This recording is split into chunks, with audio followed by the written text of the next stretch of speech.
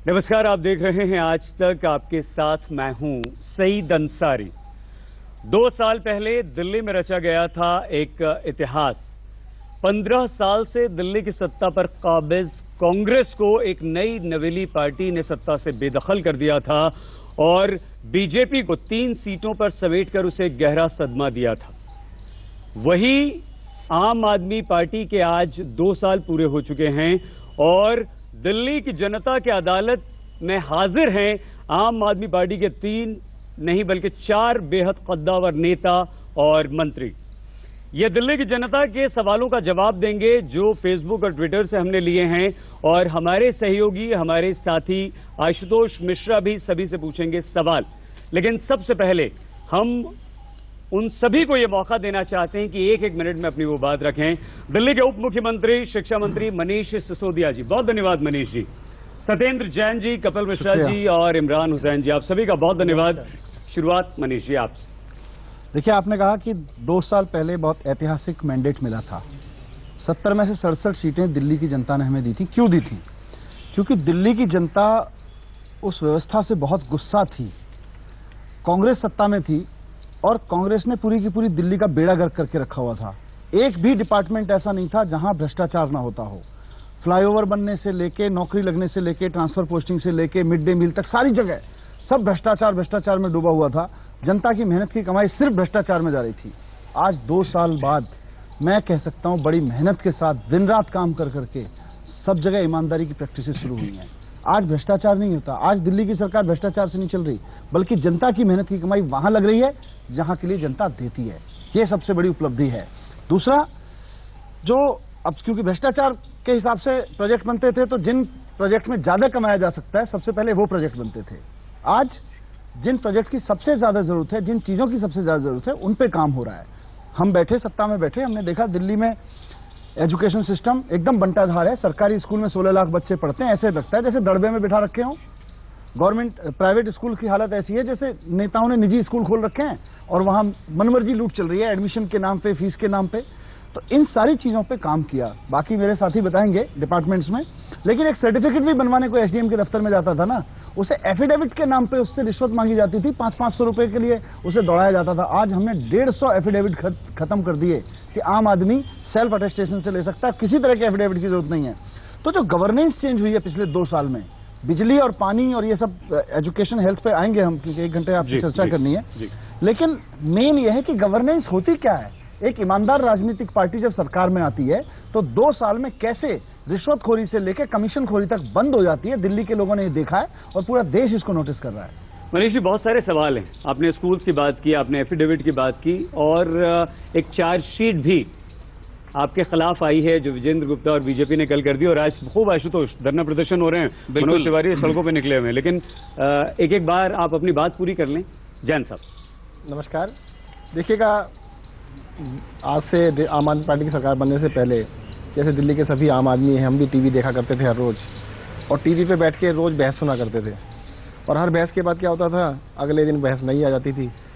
कुछ रिफॉर्म नहीं हुआ, कुछ भी चेंज नहीं हुआ, टीवी रिफॉर्म होता रहता था, ड्राइंग रूम में रिफॉर्म होता रहता था। तो अक्सर लगता था पता नहीं हमारा देश कब बदलेगा, चीज़ें कब बदलेंगी। ये नेता जो बातें कहते हैं उनको पूरा कभी करते नहीं है। जो वादे एक इलेक्शन में थे अगले में भी वही होता है, उससे अगले में भी वही होता है। 5-5 इलेक्शन लड़ते हैं, वही वादे करते रहते हैं। मैं तो धन्यवाद देना चाहूँगा कांग्रेस वालों का, नेताओं का। इन्होंने चैलेंज किया हमें कि आप लोग खुद सरकार बनाइएगा और आके कुछ करके दिखाइएगा। देखो, जनता ने सरकार बनाई, जनता की सरकार है, आम आदमी की सरकार है, और हमने बहुत सारे ऐसे काम करके दिखाए जो कभी सोचे भी नहीं जा सकते थे। अब देखिएगा, अस्पताल में आप जाइएगा, बहुत लंबी लंबी लाइनें लगा करती थी। तो उसके लिए हमने मोहल्ला क्लिनिक का कंसेप्ट लेके आए कि आपको अस्पताल जाने की जरूरत ही नहीं है, आपके घर के पास दिखा सकते हैं। अब उसको ये कहते हैं कि जी मोहल्ला क्लिनिक की भी विरोध कर रहे हैं। आज जो आप प्रदर्शन धरने की बात कर रहे हैं उसका भी विरोध कर रहे हो। मैंने आज सुबह अखबार में पढ़ा था कि बीजेपी कोई नेता कह रहे थे कि जिन्होंने वादा किया था 1000 मोहल्ला क्लिनिक तैयार करेंगे, देखो हमने इनको तैयार नहीं करने दिए, इन्होंने 110 ही किए। मैं उनसे पूछना चाहता हूँ, बीजेपी कई जगह सरकारें हैं, अगर किसी भी सरकार ने बड़े राज्य में 5 साल में भी अगर 100 डिस्पेंसरी बनाई हो तो बता दें हमें कि हमने उस राज्य के अंदर 5 साल के अंदर 100 डिस्पेंसरी बनाई। हमने 110 स्टार्ट कर दिए हैं और इन्हीं की सहयोग की वजह से जो डिले हुआ, इन्होंने परमिशन नहीं मिलने दी, जिसके लिए पूरी ताकत लगाई बीजेपी ने, और कांग्रेस तो है ही, ये दोनों मिले हुए हैं, मतलब एक ही थैली के चट्टे बट्टे हैं, कोई फर्क नहीं दोनों के अंदर, एक ही सिंक्रोनाइजेशन के अंदर काम करते हैं। आप देखिएगा 15 साल कांग्रेस सरकार रही, बीजेपी को कोई विरोध का जरूरत नहीं थी, हमारी सरकार बनी नहीं 2 साल तक, 2 साल के अंदर इन्होंने कई सौ धरने प्रदर्शन कर दिए। इनसे पूछो भाई 15 साल में कितने किए थे, 15 साल में कुछ नहीं किया, और वही कांग्रेस का हाल है। अरे कांग्रेस से पूछो गुजरात में कभी आज तक कुछ धरना किया, प्रदर्शन किया, 15-17 साल निकल गए, कुछ नहीं किया इन्होंने। ये दोनों मिले हुए हैं और जनता को इनसे मुक्ति चाहिए। लेकिन सईद, जो ये स्वास्थ्य की बात कर रहे हैं, आपको ध्यान देना होगा, ट्रांसपोर्ट मिनिस्ट्री भी इनके पास है और उससे जुड़े हुए कई सारे सवाल, उसकी बातें इन्होंने नहीं बताया, क्योंकि वहां जो कमियां हैं उसको भी हम उजागर करेंगे। तब तक जरूर बताएंगे इसका। कपिल सईद भाई, मैं तो अगर एक लाइन में बोलना हो तो ये कह सकता हूँ कि हम लाए हैं तूफान से किश्ती निकाल के। अगर मैं अपने जल बोर्ड का एग्जाम्पल दूं, प्लांट बन के खड़ा था द्वारका में भी और बवाना में भी, 20 साल से बन के खड़ा था, चलता नहीं था, पानी टैंकर से मिलता था, 4 महीने के अंदर चला के दिखा दिया। ये है गवर्नेंस को बदलने का तरीका। पानी का जब डेटा पे हम लोग चर्चा करेंगे, डिटेल में आएंगे तो आपको समझ में आएगा, लेकिन आपको ये समझना होगा कि ये 2 साल पहले ये जनादेश आया क्यों जनता ने एक तरफ से झाड़ू चला दी।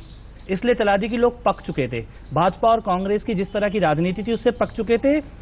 देखने में ये आ रहा है कि वो अभी भी सुधरे नहीं है, अभी भी उन्हें समझ में नहीं आया है जनता का दर्द क्या है, उसकी जरूरत क्या है, उसको चाहिए क्या, ये आज भी उसके ऊपर चर्चा करने को तैयार नहीं है। जिस प्रकार का ऐतिहासिक काम हुआ है उसी प्रकार का ऐतिहासिक विरोध भी हमारा किया गया। आप देखें, एसी भी छीन ली गई मुख्यमंत्री से, ऐसा हिंदुस्तान में आजादी के बाद कभी नहीं हुआ। किसी भी एमएलए के ऊपर, एमएलए बात करने से पहले ये सोचता है कि मेरे को शायद 24 घंटे में पुलिस उठा के लेके जाएगी। दिल्ली में एक तरफ अपराध बढ़ता है, दूसरी तरफ जेल में एमएलए एक के बाद एक डाले जाते हैं। मेरे ऊपर केस किया गया कि शीला दीक्षित का घोटाला खोल के दिया क्यों, भ्रष्टाचार खोलने के ऊपर एक एफआईआर कर दी गई। मेरे को ये लगता है कि ऐतिहासिक काम, ऐतिहासिक विरोध के बावजूद ये अगर 2 साल को एक लाइन में हम कहना चाहें तो वो इस सरकार ने करके दिखाया और काम बोलता है। और ये केवल दिल्ली की सरकार का काम है, इसके अलावा हमारे पास कुछ नहीं था। केवल इस काम के आधार पर आज पंजाब की जनता मन बनाकर बैठी, गोवा की जनता विश्वास जताने को तैयार बैठी है। तो क्या है हमारे पास? हमारा काम बोल रहा है, हमारा काम करने का तरीका बोल रहा है और उनकी बेचैनी बोल रही है। अगर ये बेचैनी नहीं होती तो इस प्रकार एक के बाद एक फाइलें, 400 फाइलें एलजी के दफ्तर में चली जाएं, हिंदुस्तान के इतिहास में कभी नहीं हुआ है। लेकिन एक बात साबित हुई है, हम घोषणा पत्र खोल के लोग चर्चा करने लगे कि मैनिफेस्टो में लिखा क्या है। जो हमसे आज वाईफाई और सीसीटीवी के सवाल पूछते हैं उन्होंने घोषणा पत्र खोलना सीख लिया, वरना 20 साल से राम मंदिर वाला घोषणा पत्र खुला नहीं है आज तक कि कहां लिखा है राम मंदिर और तारीख क्या बताई जा रही है। तो राजनीति बदलने के लिए आए थे, बदल के दिखाइए 2 साल में। चार्जशीट आ गई आपके खिलाफ, बात आप लोग पूरी करें फिर वो बताएंगे। इमरान जी। नहीं, मैं आपको बताऊं सईद भाई कि लगभग दिल्ली की आधी जनता, लगभग 72,77,995 लोग हमारे फूड एंड सप्लाई डिपार्टमेंट से राशन का लाभ उठाते हैं और पूरी तरह राशन डिपार्टमेंट इसमें सक्षम है। आप 15-20 साल का पिछला रिकॉर्ड उठा के देख सकते हैं कि आदमी को राशन कार्ड बनाने के लिए भी पैसे देने पड़ते थे। हमने ई राशन कार्ड शुरू करा जिससे लगभग 7 लाख कार्ड धारकों ने उसका फायदा उठाया। बिना वरना राशन कार्ड बन जाते थे और उसको लेने के लिए लोगों को जो है ऑफिस के चक्कर काटने पड़ते थे और काफ़ी अरसे तक उनको नहीं मिलते थे और वो राशन कहीं ना कहीं इधर उधर होता था। तो ये एक बड़ा कदम उठाया हमने और अब आप पिछले 15-20 साल में ये उठा के देख सकते हैं कि पहले आपको बहुत ज़्यादा शिकायतें सुनने को मिलती होंगी, आप तो मीडिया वाले हैं कि राशन नहीं मिल रहा, ये नहीं हो रहा। तो ये शिकायतें पिछले 2 साल में जब से हमारी आम आदमी पार्टी की सरकार आई है ये बिल्कुल ज़ीरो हो गई है। और फिर भी कहीं ना कहीं से शिकायत आ जाती है तो वो ट्रांसफ़र पोस्टिंग हमारे पास है नहीं और जैसे ही अगर हमारे पास आ जाएगी तो उसे भी बिल्कुल ठीक करेंगे।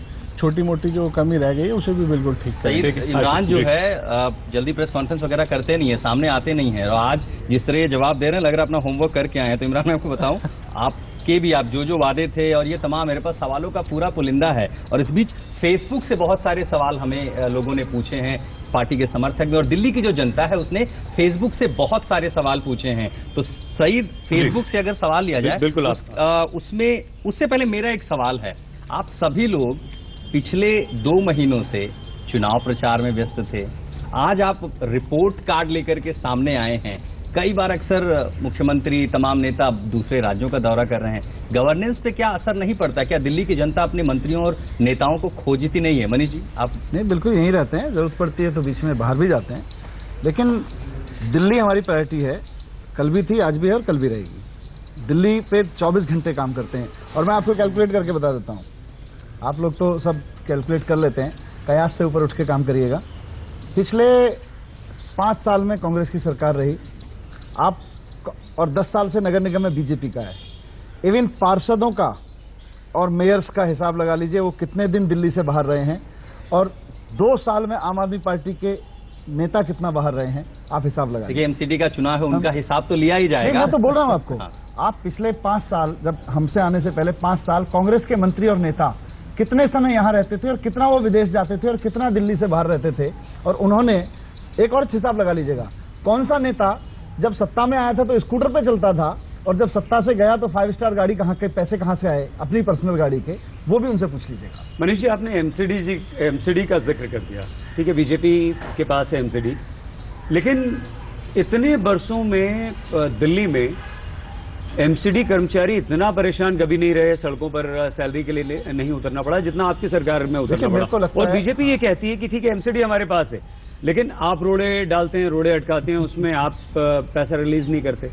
कितनी सच्चाई? मेरे को ये लगता है कि एमसीडी में बीजेपी को 10 साल हो गए, और मुझे लगता है कि अब बीजेपी को समझ में आ गया है कि अब तो गए, तो जाने से पहले उन्होंने लूट की इंतहा कर दी है।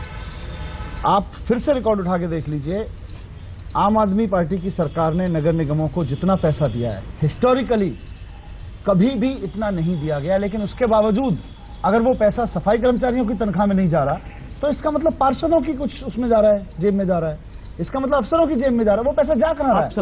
आप समझा नहीं पा रहे हैं कर्मचारियों को। नहीं, हमें नहीं, कर्मचारियों को नहीं समझा। जो आप इनके घर के बाहर कूड़ा फेंका जाता है, आपके घर के बाहर ढेर लगाया दे दिया जाता है। कर्मचारी यूनियन अलग है, सफाई कर्मचारी अलग है। सफाई कर्मचारी दिल्ली में बहुत हैं, और उनको ये बात समझ में आ रही है कि हमारे नेता कैसे हमारे हिस्से का पैसा खा गए हैं। सफाई कर्मचारी यूनियन ठीक है, जब हम सत्ता में आएंगे एमसीडी में तो उनसे बात कर लेंगे, लेकिन जितना पैसा आम आदमी पार्टी सरकार ने दिया, मैं चुनौती दे के कह सकता हूं, किसी भी सरकार ने कभी भी नगर निगम को दिया हो तो बता दीजिएगा, और वो पैसा गया कहां, उसका हिसाब। नगर निगम ने जितनी लूट मचा रखी है, मैं आपको फिर से कह रहा हूं, नगर निगम के पार्षद सिर्फ लेंटर डलवाने के पर लेंटर जो 50,000 रुपए की रिश्वत और 1 लाख रुपए की रिश्वत लेते हैं ना, उसको लीगलाइज करके, रिश्वत को नहीं, उसको ठीक से टैक्सेशन में लेके 10,000 रुपए 5,000 रुपए की फीस अगर कर दी जाए, पार्षदों की रिश्वत बंद कर दी जाए, नगर निगम के कर्मचारियों को अगले 20 साल पैसे रिश्वत चल रही है मनीष जी, भयंकर चल रही है। आप एसीबी हमसे एसीबी छीनी क्यों? नहीं, जवाब सुनिए, एसीबी हमसे छीनी क्यों? ये डर गए कि यार ये जो साम्राज्य रिश्वतखोरी का फैला रखा है, पार्षद रिश्वत लेता है, अफसर रिश्वत लेते हैं, ऊपर तक रिश्वत जाती है, ठेके उस हिसाब से मिलते हैं, वो सारे तो जेल में चले जाएंगे, फिर साम्राज्य कैसे चलेगा? इसलिए एसीबी छीनी गई, डर गए ये लोग एसीबी छीनने के लिए। कपिल जी, एक बात जोड़ना चाहता हूँ। एमसीडी के चीफ ऑडिटर, किसी और के नहीं, एमसीडी के, उनकी रिपोर्ट आई है पिछले महीने, वो बोलते हैं 2000 करोड़ रुपया घोस्ट एम्प्लॉयज के लिए जा रहा है, वो एम्प्लॉय एग्जिस्ट ही नहीं करते हैं। 2000 करोड़ रुपया घोस्ट एम्प्लॉयज के पास जा गया, और जमीन पे ऐसा कोई एम्प्लॉय है ही नहीं। ये एमसीडी खुद बोल रही है, एमसीडी के ऑफिशियल रिकॉर्ड बोल रही है कि 2000 करोड़ रुपए से सैलरी नहीं दी जा सकती थी क्या गरीब कर्मचारी की? जब हम कहते हैं कि पैसा है पर गलत जगह जा रहा है, अब एमसीडी के दस्तावेजों में ये सामने आने लग गया है। और मैं एक चीज जिम्मेदारी से आपके चैनल पे कह सकता हूं, 15 साल से दिल्ली का कूड़ा साफ नहीं हुआ है, हम 15 दिन में साफ करके दिखा सकते हैं। और यही देखिए, साल तो बस 2 हुए हैं, काम ढेरों हुए हैं। 2 साल बेमिसाल, ये मिनी कैबिनेट है एक तरह से। आप लोग देखिए, 4 कद्दावर बड़े मंत्री और कई सारे विभाग आप लोगों के पास हैं, लेकिन चारों से आपसे मनीष जी, विजेंद्र गुप्ता जी जो कि विपक्ष के नेता हैं विधानसभा में, वो आपको 10 में से 0 नंबर देते हैं। इमरान साहब, कपिल जी, जैन साहब और मनोज तिवारी जी बीजेपी अध्यक्ष हैं, सुनिए, तो वो तो माइनस में जाते हैं, -3। मैंने जनता के बीच में जाके रिपोर्ट तैयार की है, रिपोर्ट कार्ड तैयार की है, और जनता का कहना है कि जिस सरकार में स्वास्थ्य सेवाओं में आशा किरण शेल्टर होम जैसे जगह पे जहां बेसहारा को जीवन दिया जाता है, वहां भूखों मार दिया जाए तो माइनस नंबर ही मिलेगा। और आज दिल्ली की सड़कों पर बीजेपी उतरी हुई है मनीष जी, आप लोगों के खिलाफ धरना प्रदर्शन, एक चार्जशीट आ गई है आपके खिलाफ, हम पढ़ के सुना देते हैं जल्दी। आपके जितने भी आपने जो वादे, पहले मैं इस नंबर पे कमेंट कर देता हूं। ठीक है। देखिए, फिर आप चार्जशीट पाएंगे तो पॉइंट बाय पॉइंट बात कर सकते हैं। मुझे लगता है पहले तो भारतीय जनता पार्टी आपस में तय कर ले। मनोज तिवारी -3 दे रहे हैं, विजेंद्र गुप्ता 0 दे रहे हैं, इसका मतलब कहीं कुछ उनमें ही सिंक्रोनाइज नहीं है, 0 के नीचे ये कुल मिलाकर। हाँ, तो वो अपनी सीट बता रहे हैं शायद अगले चुनाव के बाद। देखिए विपक्ष है, सवाल तो करेगा ही आपकी परफॉर्मेंस। सवाल 2 साल बाद आप दे रहे हैं अपना मैं हिसाब नंबर, किताब। इसीलिए मैंने कहा नंबर्स पे कमेंट कर, पहले मैथमेटिक्स पे कर लेते हैं, उसके बाद फैक्ट्स पे कर लेंगे बात। चार्जशीट बता दें आपकी, बिल्कुल। जो आपने 200 स्कूल के लगभग 8000 जो नए क्लासरूम बनाए, आपकी दलील ठीक है, लेकिन कहीं ना कहीं ये कहा गया है कि आपने ठगा, नए स्कूल नहीं किए, हर स्कूल में 2-2 4-4 कमरे मुझे तो बच्चे पढ़ाने हैं जी, कहीं भी पढ़ाएं, स्कूल में पढ़ाएं, मुझे, ठीक है, और हम सहमत हैं। मैं तो क्लासरूम देना चाहता हूँ बच्चों को ठीक। शानदार। इसके अंदर एक चीज एडिशन करना चाहूंगा, हाँ, छोटी सी जैन साहब बताइए। छोटी सी चीज ऐड करेंगे। जितने 8000 क्लासरूम दिल्ली सरकार ने 2 साल में बनाए हैं, पूरे देश के अंदर सारी सरकारों को आप टोटल कर लीजिएगा, फिर बताइएगा 8000 क्लासरूम बनाए या नहीं बनाए। यस, तो जैन साहब आपसे एक सवाल है, वादा आपका था 1000 मोहल्ला क्लिनिक, दिसंबर 2016 डेडलाइन बीत गई, कितने मोहल्ला क्लिनिक है आपके? और ये देखिए चार्जशीट में भी आशु जो आपने सवाल उठाया, मैं पढ़ देता हूँ कि आम आदमी पार्टी की सरकार ने जनता की हिस्सेदारी के लिए जिस मोहल्ला सभा का दावा किया था, वो मोहल्ला सभाएं गायब। हाँ, कहाँ? वो मोहल्ला क्लिनिक वाला भी इनका ठीक है। मोहल्ला क्लिनिक बता दो। पहले मोहल्ला क्लिनिक का मैं बता देता हूँ। देखिएगा, हमने 110 मोहल्ला क्लिनिक स्टार्ट कर दिए हैं, कई सारे मोहल्ला क्लिनिक बन के तैयार खड़े हैं। और आपको पता ही होगा, लास्ट वीक 1 हफ्ता पहले ही आदरणीय नए एलजी साहब ने हमारे को परमिशन दी है, और इसके अंदर विजेंद्र गुप्ता जी का खास योगदान रहा। इन्होंने परमिशन को रुकवाने में पूरी मेहनत की। इन्होंने हमें जो मोहल्ला क्लिनिक बनाया, इनको तोड़ने की नोटिस दी। हमने कहा तोड़ दो, कहते तोड़ तो नहीं सकते कि जनता इनको मारेगी, तो इसलिए उन्होंने कहा पूरी कोशिश करी इनकी परमिशन ना हो। अब परमिशन मिल गई है, कोई बात नहीं, 4 महीने में पूरा कर देंगे। हम इनकी तरह नहीं कि 2022 में 2026 में करेंगे। सरकार ने 5 साल दिए थे जनता ने हमें, हमने कहा 2 साल में बना देंगे, 2 नहीं तो 2.5 में हो जाएगा। ये जो 4 महीने की डेडलाइन है ना सईद, मैं आपको बताऊं, अब इस डेडलाइन से एक सवाल आता है कपिल मिश्रा के लिए। आपको याद है 2017 में यमुना में डुबकी लगाएंगे, बताइए कौन से घाट पे चले डुबकी लगाने? 36 महीने का टाइम है, 2018 में पूरा होगा। दिसंबर 2017, और ये रिकॉर्ड में मिलेगा कि राहुल कंवर जी की ट्वीट है, रिकॉर्ड तो बिल्कुल आज तक के साथ दिसंबर होना चाहिए। 2017 में कपिल मिश्रा यमुना में डुबकी लगाएंगे। अब तो ज्यादा समय नहीं रह गया, क्योंकि फरवरी चल रहा है 10 महीने बाद, तो कुछ तो तैयारी होगी। चलिए मैं चलता हूँ आपके साथ, बताइए कौन मैं से तो घाट आपके पे साथ चले जाने को डुबकी तैयार भी। और यमुना के अगर आप बात करें तो आज यमुना की चर्चा होने लगी है। पहली बार यमुना के घाट पर आरती हो रही है, जो इतने सालों से कभी नहीं हुई कि दिल्ली में यमुना के घाट पर आरती भी हो सकती है। यमुना के नदी के पानी में दिल्ली में वाटर स्पोर्ट्स, मेरे को लगता है नाले के अलावा शायद दुनिया को कुछ दिखाया ही नहीं गया। जो लोग पिछले 50 साल से काला पानी, गंदा पानी, नाला दिखा रहे थे, वो साफ नदी क्यों नहीं दिखाते थे? वजीराबाद के आगे जाएंगे कपिल, तो दुकान आपको यमुना चलती की थी। वो शक्ल दिखती मेरी है बात जिस तो पर सुनिए, जब एनडीटी सवाल किया है तो उसका जवाब सुनिए। उनकी दुकान गंदा नाला दिखाने से चलती थी, वो साफ नदी दिखाना ही नहीं चाहते थे।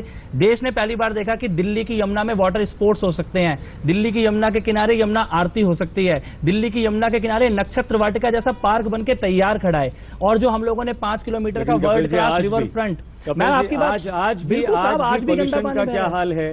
नहीं सईद भाई, 2 साल में इमरान जी आप भी बताइए, पर्यावरण या की तो जिम्मेदारी आप आपकी। बड़े लंबे समय से पत्रकारिता में हैं, पिछले 2 साल में यमुना के लिए जो काम हुए नहीं, हैं वो इससे पहले हुए कि नहीं हुए, केवल हाँ या ना में जवाब दे दीजिए। बिल्कुल हुए हैं, मानते हैं, जो बिल्कुल। आपने किया वो तो मानते इसीलिए हैं, मैं जो ये उन्होंने कहता हूं- क्लासरूम सुना है मनीष जी। जी ने, वो मान रहे हैं, इसीलिए मैं ये कहता हूं, और और अब नहीं हुआ। नहीं, जो नहीं हुआ वो 2 साल में होना भी नहीं था, वो 2 साल के बाद ही होना था। उसमें क्या हो रहा है वो बताता हूँ। 5 किलोमीटर का वर्ल्ड क्लास रिवर फ्रंट का मॉडल तैयार है, नेक्स्ट कैबिनेट में अप्रूव होने जा रहा है। 8 किलोमीटर भलसवा से लेकर और वजीराबाद तक जहां नाला नदी में गिरता है, वो 8 किलोमीटर का सप्लीमेंट्री ड्रेन, उसके लिए अभी हमने पिछले महीने इजराइल की कंपनी के साथ करार किया है, जो 4 महीने में उसकी सफाई का काम शुरू कर देगी। नजफगढ़, बारापूला और शाहदरा, तीनों नालों को इसी मॉडल के आधार पर हम साफ करने जा रहे हैं। पूरा का पूरा 22 किलोमीटर का रिवर एक फ्रंट छोटा सा जवाब दीजिएगा। नहीं आशुतोष जी, आप यमुना की बात सुन लीजिए, क्योंकि मेरा मनपसंद यमुना टॉपिक से ही है। जुड़ा हुआ मैं सवाल पूरा है, कहना यमुना चाहता से ही हूं। जुड़ा सवाल है। यमुना का प्रोजेक्ट नितिन गडकरी जी, उमा भारती जी, वेंकैया नायडू जी, तीनों के दरबारों में कितनी बार गया, आश्वासन मिला, सबने तारीफ की कि इससे शानदार प्रोजेक्ट आज तक नहीं बना, यमुना साफ हो जाएगी। एक चवन्नी नहीं आई है। हमारे पास 20,000 करोड़ रुपए क्लीन गंगा मिशन का वहीं पड़ा है।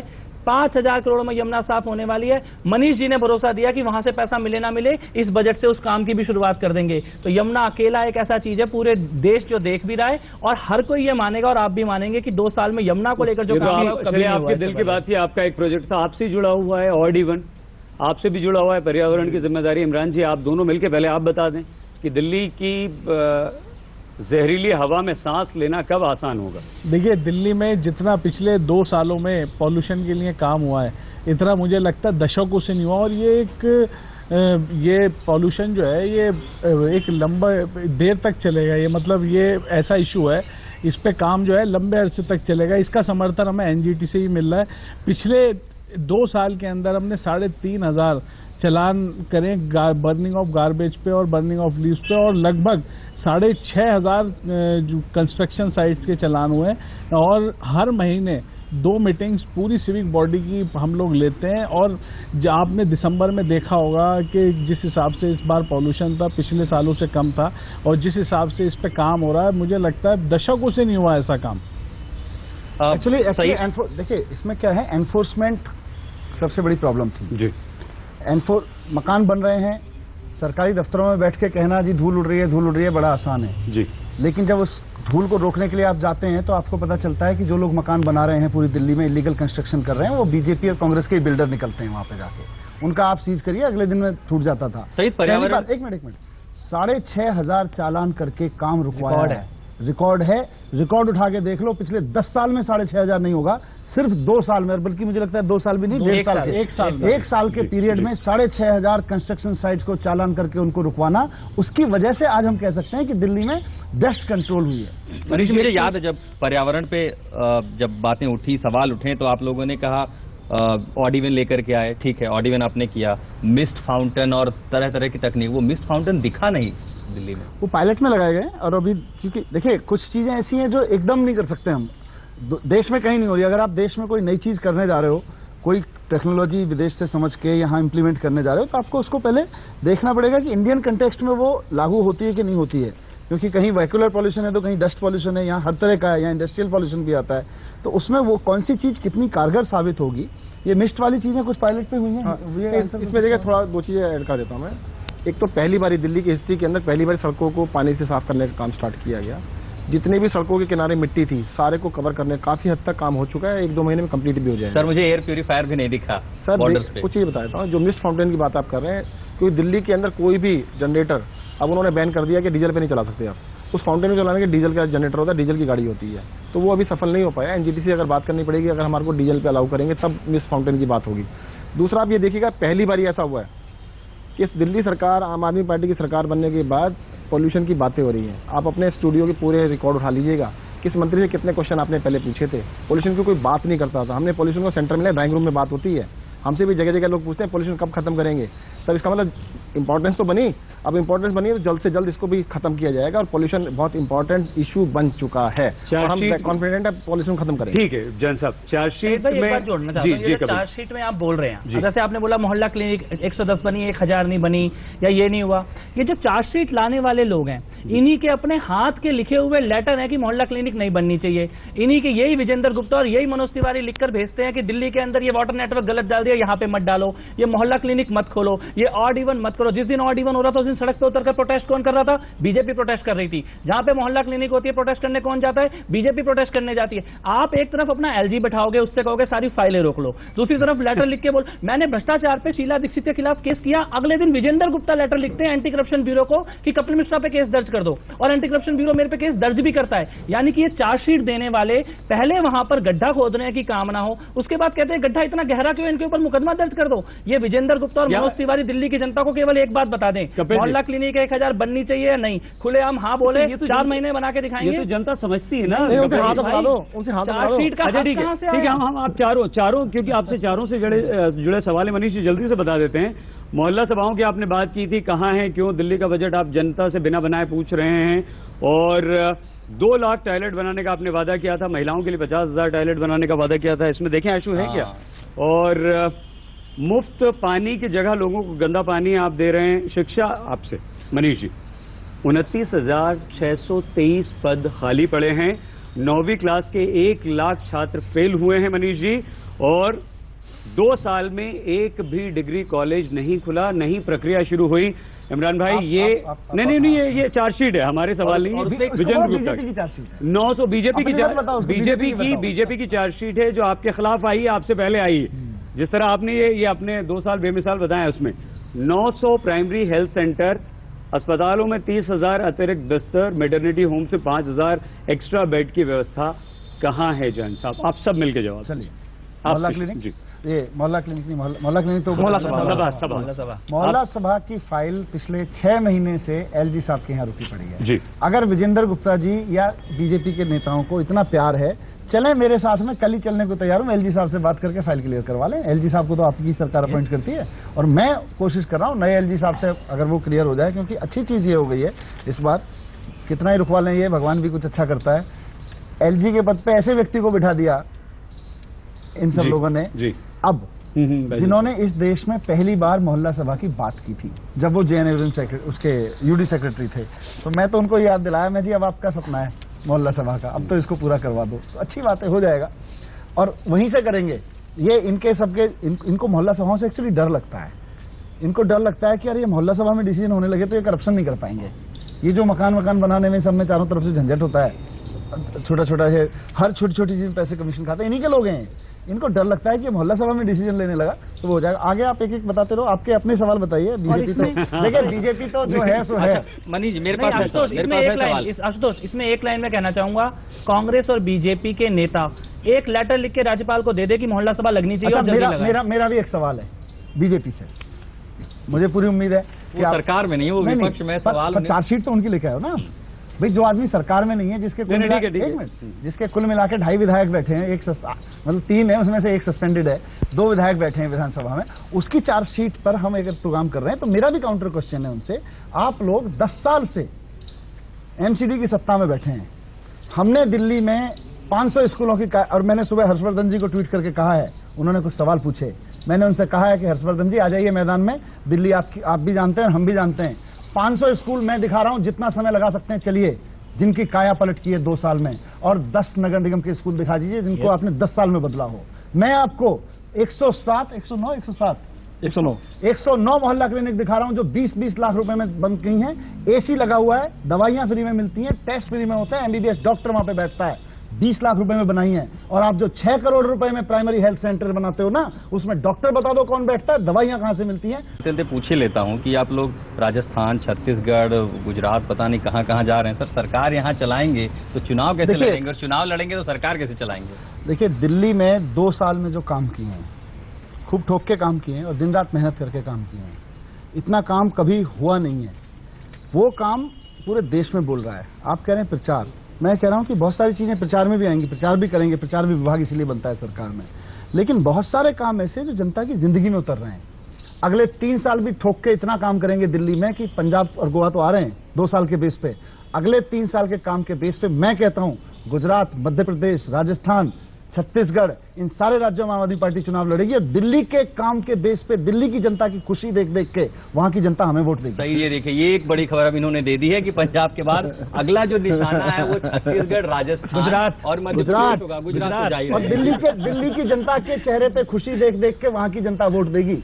अगर कोई मिनिस्टर 2 साल के अंदर 12 दिन अपने सरकार के अपने कामों के लिए जा रहा है, सर वो अंकल जी की बात याद आती है, इसलिए चला गया। वो कहते कुछ काम नहीं करते, तुम लोग चिंता ना करो, दिल्ली के लोगों के लिए काम करेंगे और उस काम को लेके बाकी राज्यों में जाएंगे, वहाँ वोट मांगेंगे। अच्छा, दूसरी बात, हमें काम दिल्ली में करने देना, हमें कहीं जाने की जरूरत ही नहीं पड़ेगी।